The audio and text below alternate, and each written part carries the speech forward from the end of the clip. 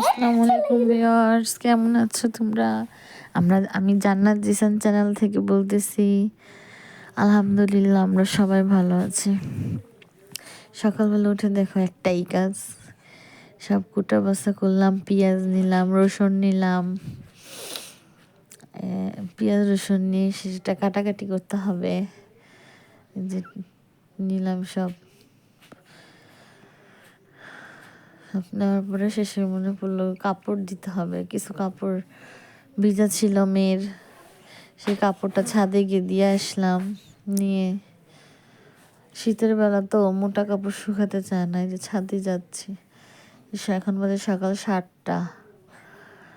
7টার সময় ছাদে একটু রোদ নাই, কিছু নাই, কুয়াশা। দেখো ছাদের অবস্থাটা।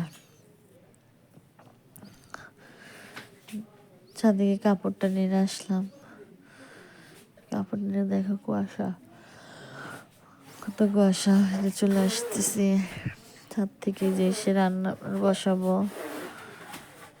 সব রান্না বান্না বসাবো, সব কুটা বাছা করবো। পেঁয়াজ নিলাম, ধনিয়া পাতা নিলাম, এসব কাটাকাটি, সিম আলু দিয়ে ভাজি করব, ধনিয়া পাতা ভর্তা করব। আর হলো ধনিয়া পাতা একটু সিদ্ধ দিলাম, ভালো লাগবে রসুন পেঁয়াজের সাথে। একটু খুব বোয়া রান্না করব সকালে নাস্তার জন্য। তেল দিয়ে গরম মশলা দিয়ে দিলাম, পেঁয়াজ দিয়ে দিলাম, একটু লাল হয়ে গেলে আদা রসুন দিয়ে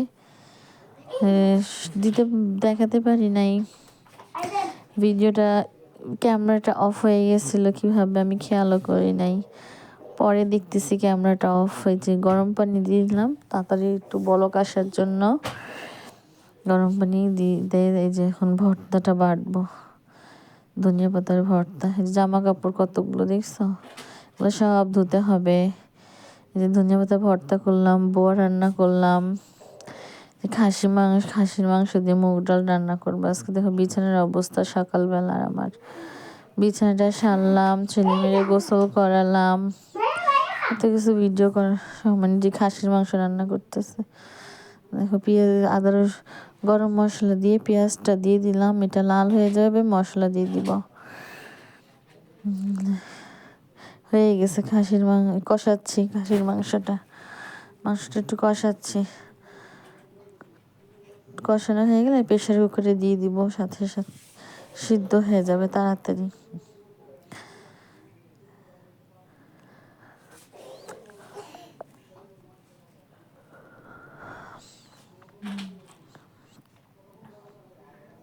দেখো প্রেশার কুকার দিয়ে মুগ ডালটা দিয়ে দিলাম। মুগ ডালটা পানি থাকতে দিলে সিদ্ধ হয়ে যাবে তাড়াতাড়ি।